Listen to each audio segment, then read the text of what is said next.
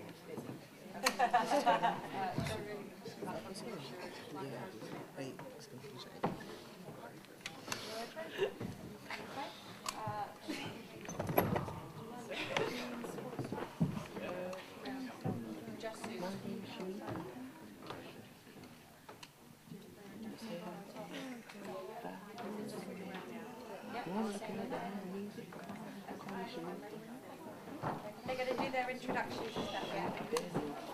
Let's do it. Call me sheep.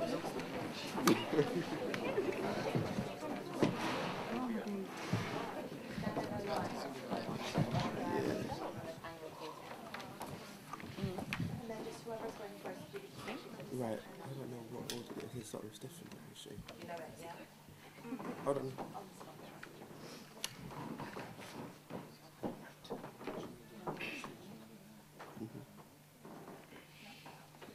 Harris Federation, Post 16, Centre Number 14390, 3rd of May 2012. Disappeared by Phyllis Nagy. Stephanie Anderson, Centre Number 9046. I'll be playing the character of Sarah Casey, and I'll be wearing this costume as well. William Johnson at you.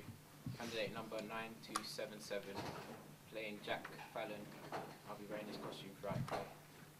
Diwali Adan, candidate number 9012, playing Elston Rupp, and will be wearing various clothes. Rakia Allen, candidate number 9036. I'll be playing Ellen Casey, and I'll be wearing this costume and this costume later on. Justin Henry, candidate number 9245. I'll be playing Ted Mitchell, and I'll be wearing this suit throughout. Danielle Burke, candidate number 9106, and I'll be wearing this in my first scene and then this in my other scene. Rashane Thomas, candidate number 9546. I'll be playing Timothy Creason, and I'll be wearing this throughout.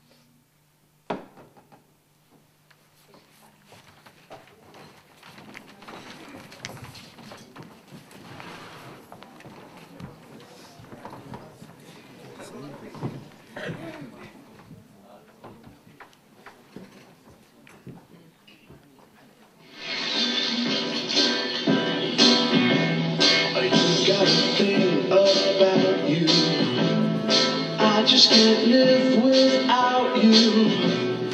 I really want you, and I know near me. Your looks intoxicate me, even though your folks hate me. There's no one like you, and I know really.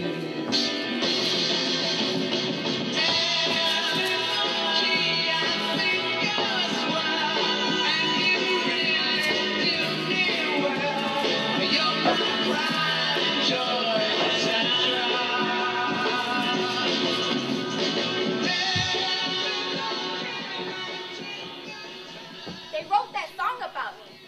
You know that, Jack? I wasn't even born at the time, but it's about me anyway. The guy who wrote it, he had a dream of the most fantastic woman he'd ever meet. And it was me. How I look now. Did anybody ever write a song about you, Jack? Yeah. So, this guy, he's a Brit. And he breaks out in sweats over this dream, and so he writes this song. And his buddies in the band, they say, "Well done, bloody great kid." But what's her name?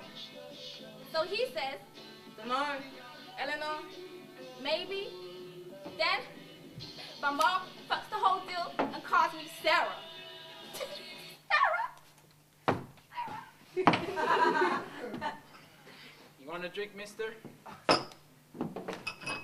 Thinking about what you just said. It's possible, but not likely.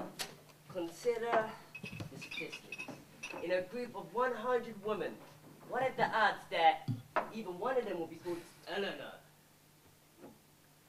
I don't really know. What you think, Jack? Dunno. Unless you're sitting in a room full of Roosevelts, I'd have to say the odds will be pretty low. Exactly. Of course, maybe there could have been a run in the name or something. There were lots of Eleanors. Eleanor Parker, Eleanor Rigby. Eleanor Connolly, my ex. I'm saying you believe in fate. In the notion that nothing's random. You believe there's something to learn about you. That? Yeah, it was. And you said your meeting with the geezer was creepy. Is that what you called it? Yeah, creepy. Like you.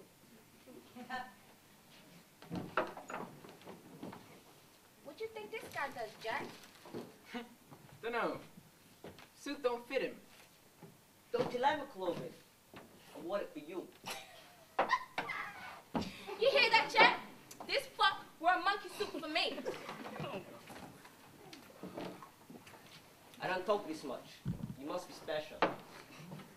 Your technique's a little creaky. Try again. Mister, you want to buy Sarah a drink? No. She drinks too much. I've noticed. You want to buy me a drink?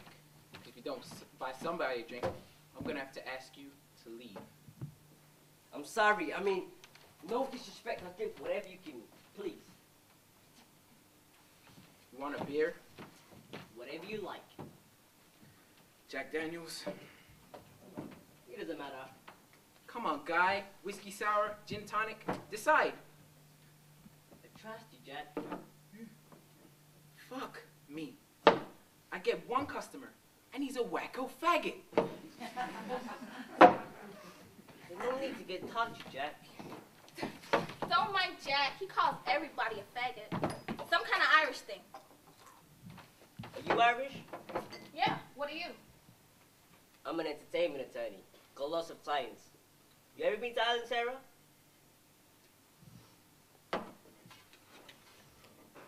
Ireland's beautiful, Sarah. I've been there 15 times. On business.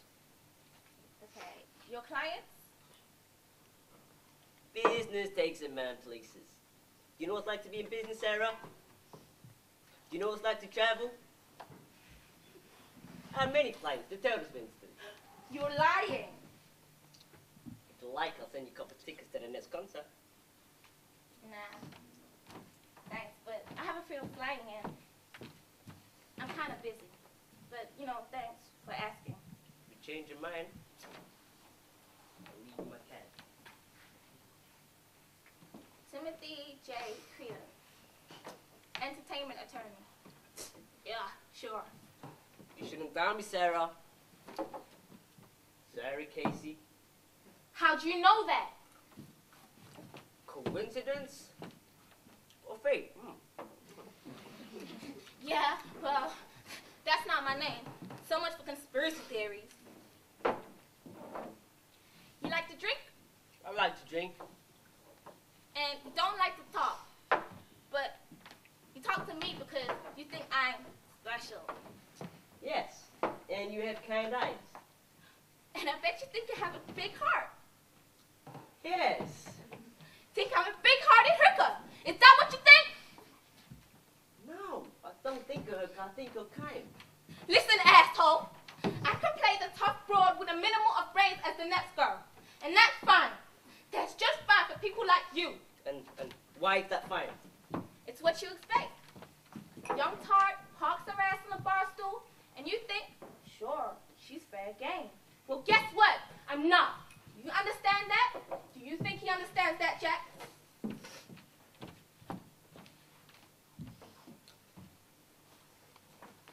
I'm sorry, you're so defensive. And I'm not impressed by your business card, Mr. Timothy J. Creedon. Are you, Jack?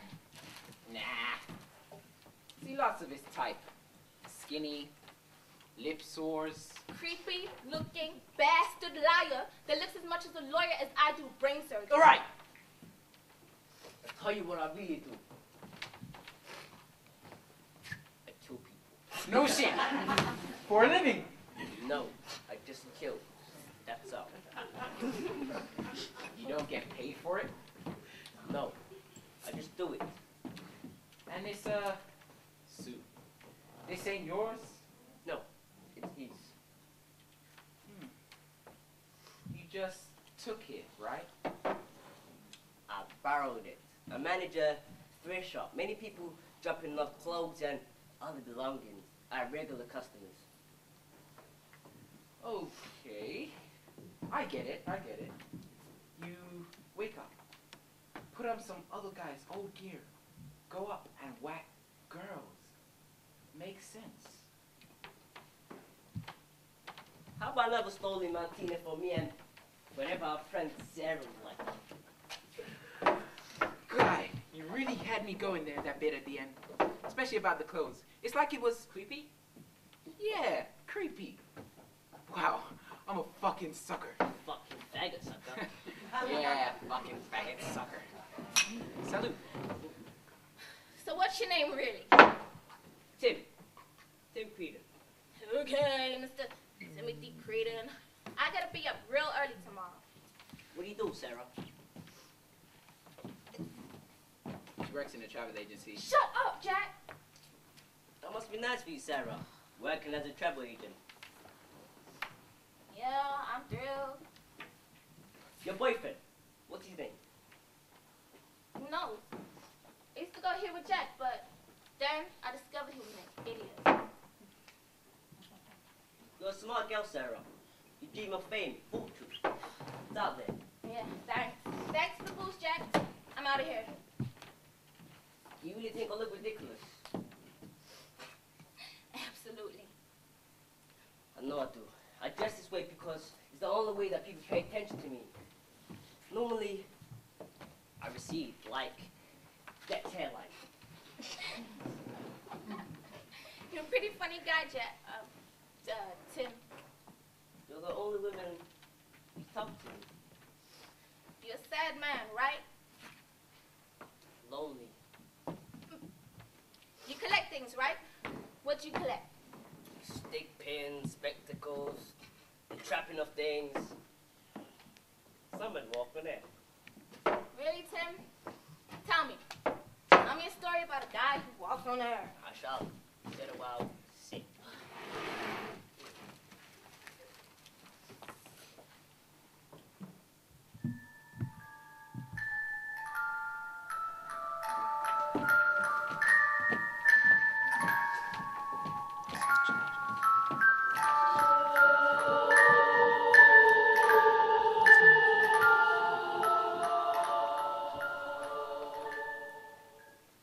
Okay, you guys ready with the light? Right. So, where was we? Oh yeah! So, there it was. The perp and me. Eyeball to eyeball. Me and the perpetrator of the aforementioned alleged crime. I told Sarah. I said, look woman, this guy ain't kosher. He's like some weirdo in a waiter's outfit, trying to pass himself off as a representative of the legal profession. But she was real big on him. Impressed by his clothes, his business card, which the perp told us was borrowed. I knew it. I knew right off this guy was a killer. He told us he was. He had killer ears. I noticed right off. But I didn't say nothing because maybe he wasn't a killer. But was I afraid of him? Nah, not me. I warned Sarah. I told her. Now it's her own fault she's up and disappeared. Women don't listen. Women don't wait. Sarah and I, we go way back. I'm all broke up. What were you gonna do? Life proceeds. I won 2 Golden Glove trophies. Did I tell you that? I won twice.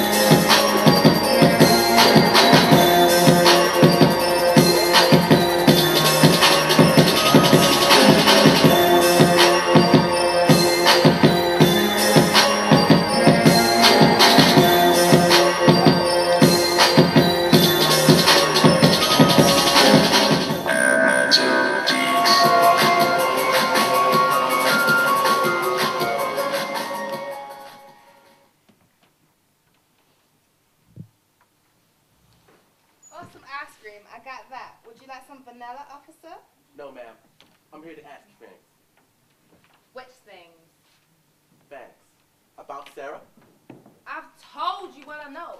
She didn't talk much, not the talkative type, worked in my brother's travel agency, talked about getting her own place.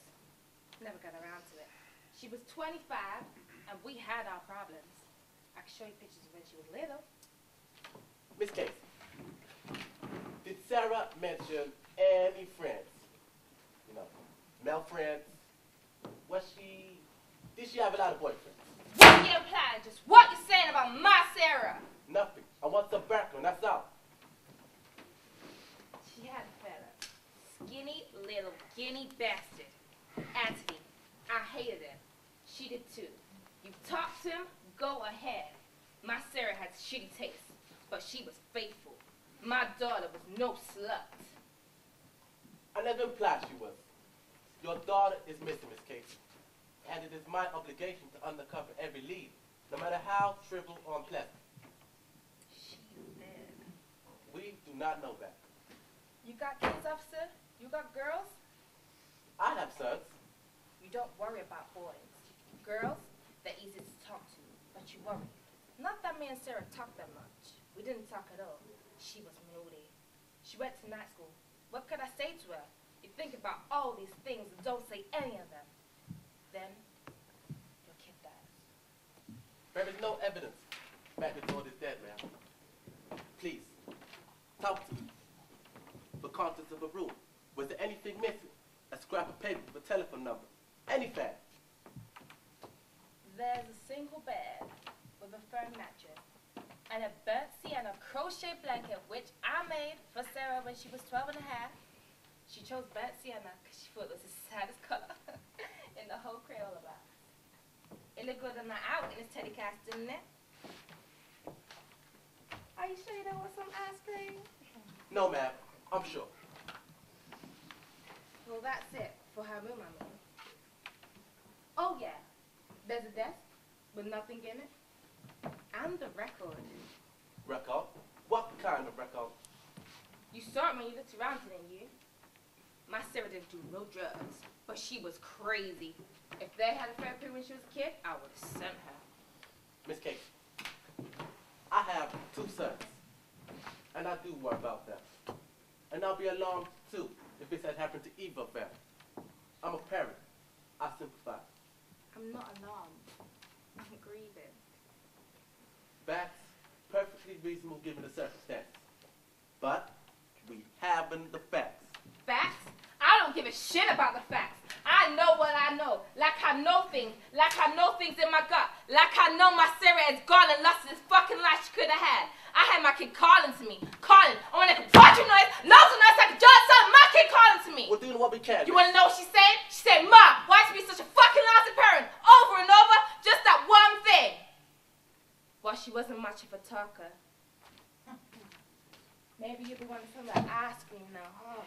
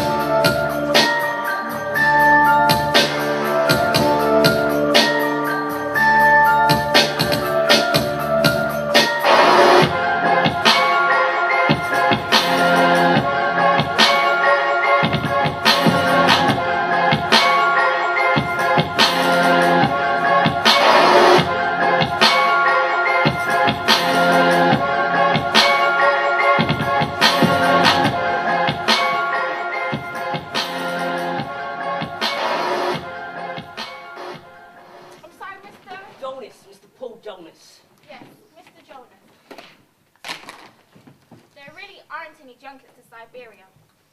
I didn't think that would be, but I figured, hey, it's worth a try. It's a hard place to get to by yourself, a little group. Maybe there'd be a group of people who shared my curiosity about the place. Very curious about Siberia, aren't you? Yes, I am. Curious about different places. What about Siberia? No, not really. I'm sorry. That's okay. Be honest. And I did a travel agent. So many agents trying to sell you so many packages, so many bad packages. They'll sell you anything for a commission, and with so many people traveling these days, so many Americans traveling. Yeah. Business must be good for you. Fairly good. Yeah. So, let me see if this is right. You have 4 weeks and you would like to go Someplace cold and distant. cold and distant. I see. Well, because the heat. You don't do it in heat. I understand that. Oh, no.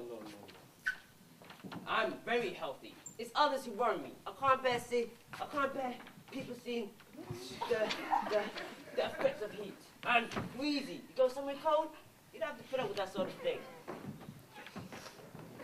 That's true. Perhaps Europe. Rates are low and it's off season. Austria is beautiful. There'd be skiing accidents, broken bones. You'd have to consider that. I'm not following you, Mr. Jonas. In Austria, mountains, skiing.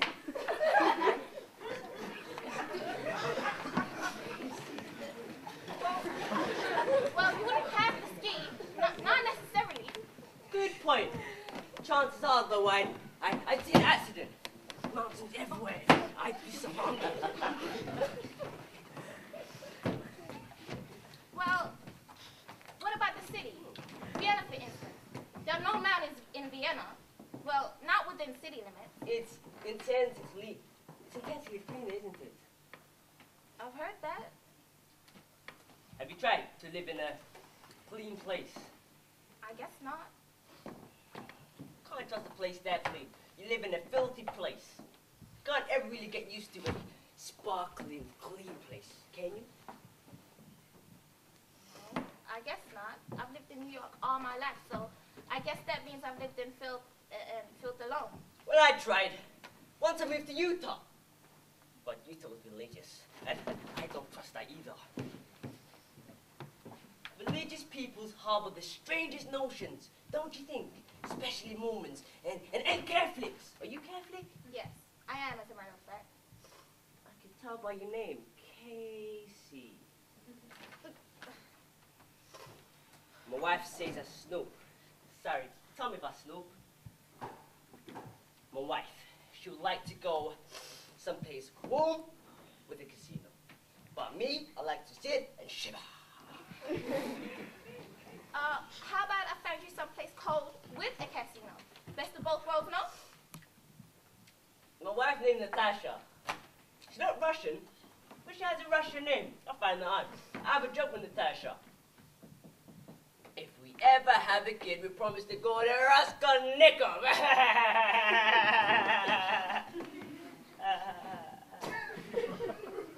Get it? Crime and Punishment. The book. I've heard it. The Dostoevsky wrote it. See? Well, it's about... Here I go, babbling, babble. That's what I do. I'm so limited in what I can say to other people as my own joke that I just go overboard with anybody else I meet. Sorry. I'm a bankruptcy trustee. That's really interesting. Oh, but it's not. I take things away from people in order to provide them with false sense of renewal. When you take something from somebody, stays put. Sorry. Stays put. They don't understand that. I do. How about Alaska? You been there? No, I haven't. I've heard it's cold, and they have casinos. Bingo halls, of course. Eskimo bingo parlors. Or perhaps I'm thinking of the Indians.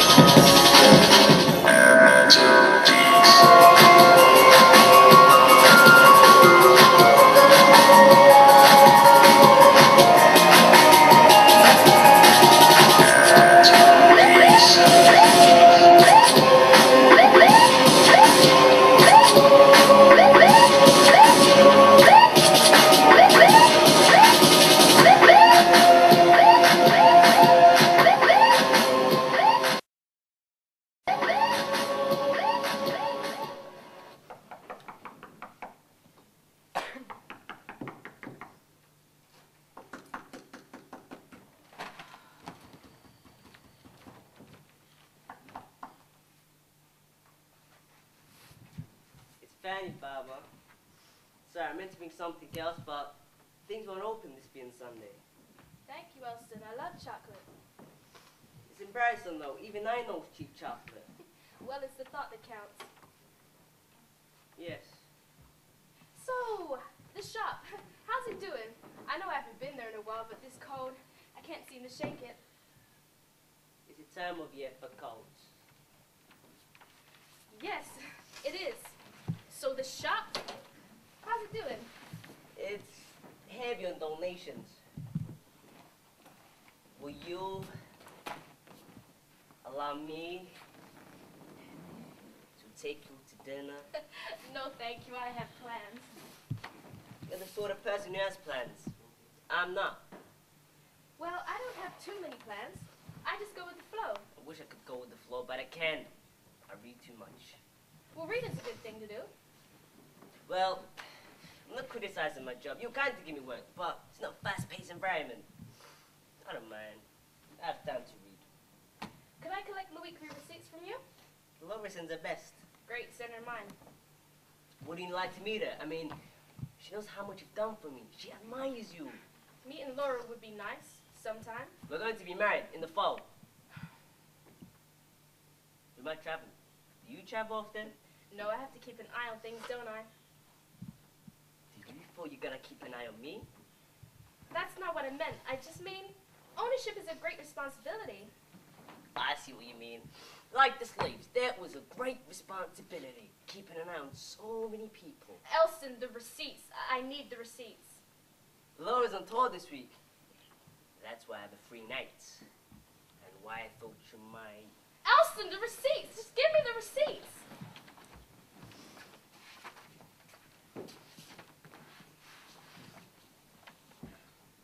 This is good, Elston. Very neat. You've done well this week. Thank you. Natalie's a beautiful name. Yes, it is. A real spy name. My wife Natasha has a spy name. And I'm forever telling her... What? What did you say? I was saying... I was... You said my your wife. sister- Natasha? Did I? I'm thinking of Laura. Could she possibly travel with me? No. I have plans, like I said. For the urge to have plans. Let me take you out. I don't know anything about you, Natalie. But I would like to know everything. Our relationship prohibits it. Do we have a relationship? I'm your employer. I employ you. I like that. I work for you. I belong to you. I wouldn't go that far. I meant it figuratively, anyway. I love language, don't you? I'm all dressed up with no place to go. Oh, just wait here. Don't touch anything. Just stay there, Elston.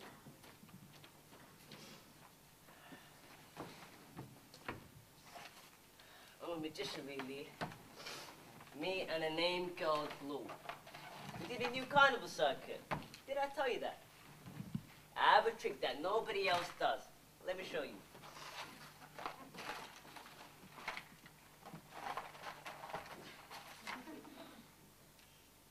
People faint when they see this trick. I have another trick. Let me show you.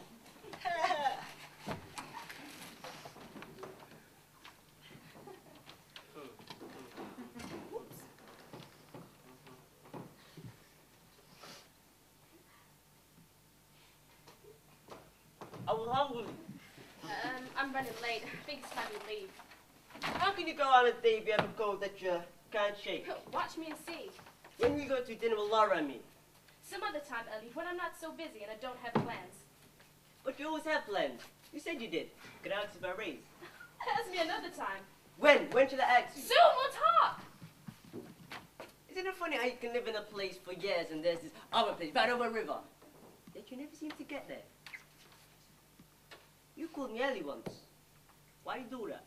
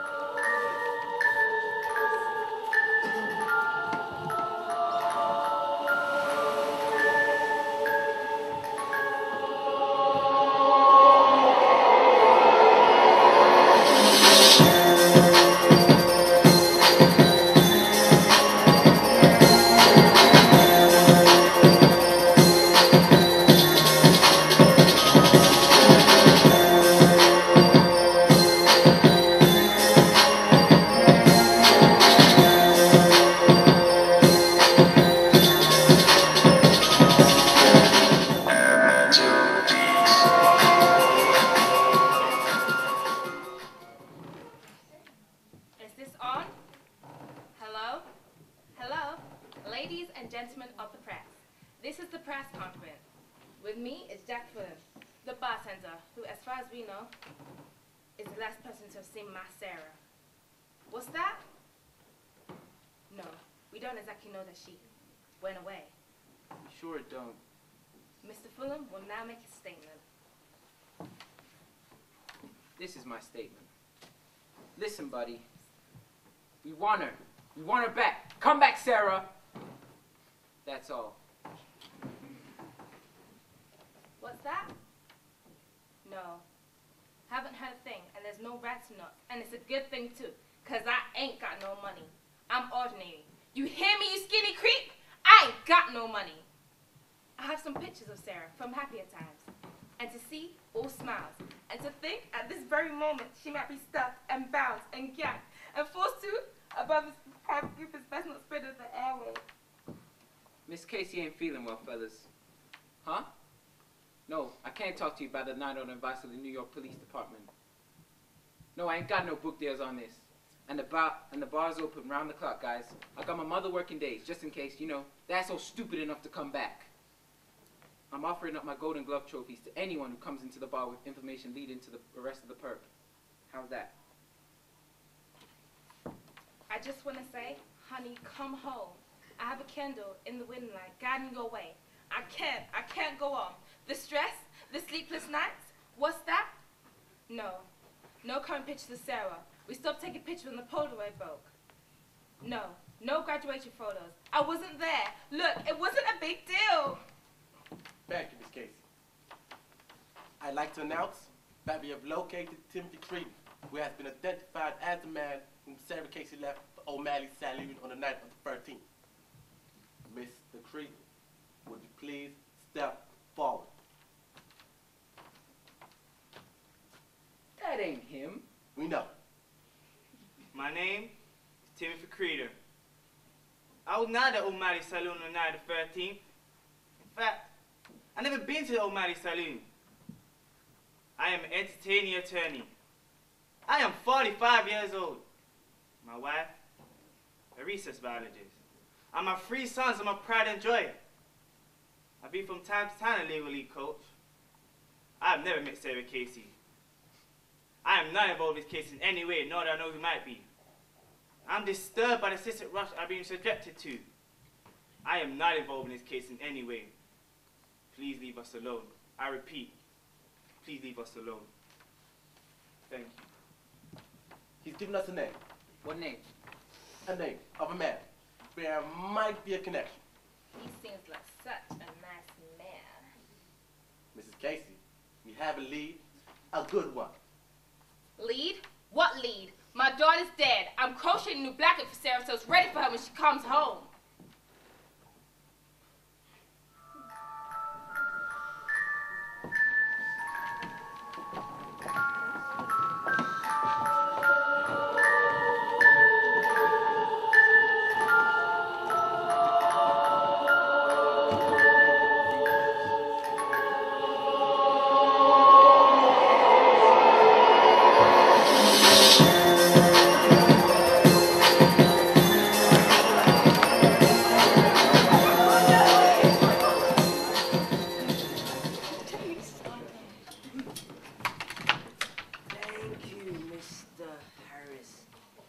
Thank you for the wool. When it's cold, wool's best unless you have a cashmere button. Who can afford it? I hope you and your wife are warm tonight. I hope you remember me. And thank you, Mr. Holloway. This is a fine English shirt. Cotton. I hope you're in London now. I hope you are relaxing in a 5-star hotel. I hope you remember me. Thank you, Mr. Chastain Gauss, for this cotton. It's silk and linen. I hope you remember me for what is a man without his friends.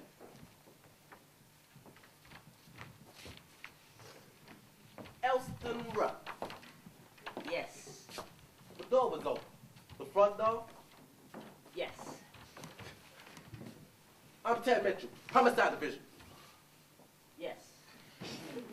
I'd like to ask you a few questions. Would you come with me?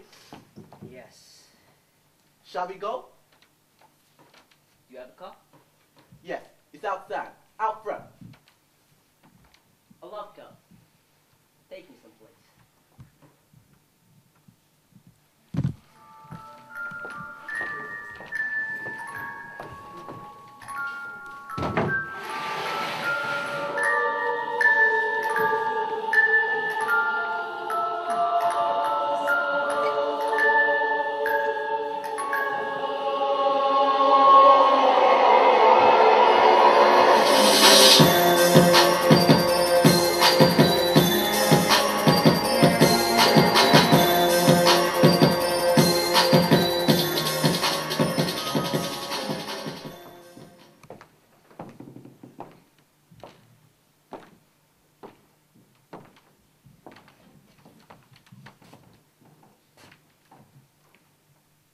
Did you have dinner with Sarah Casey?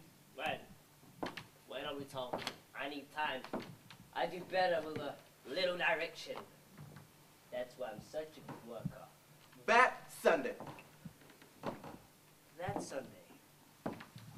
No. No dinner, Sarah Casey.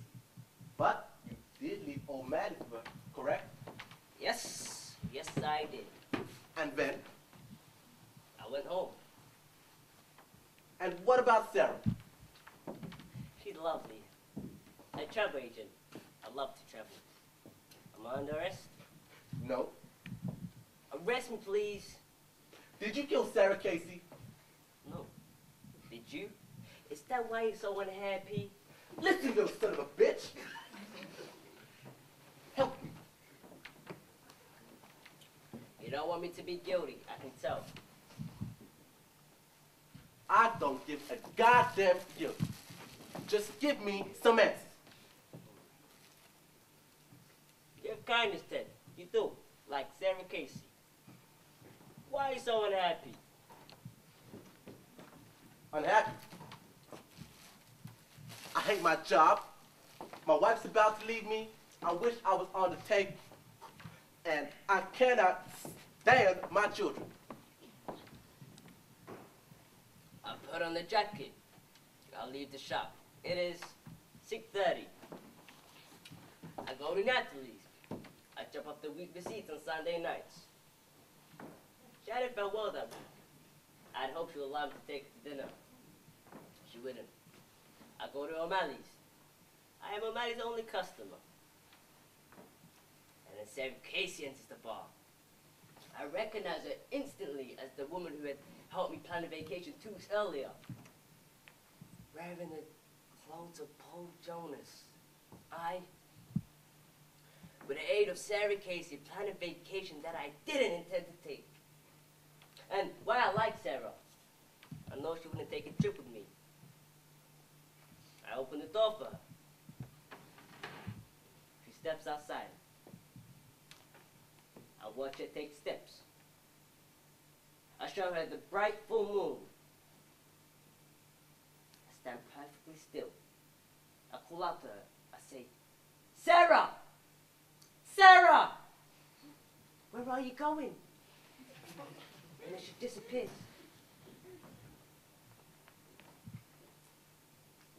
Thank you. You arrest me now?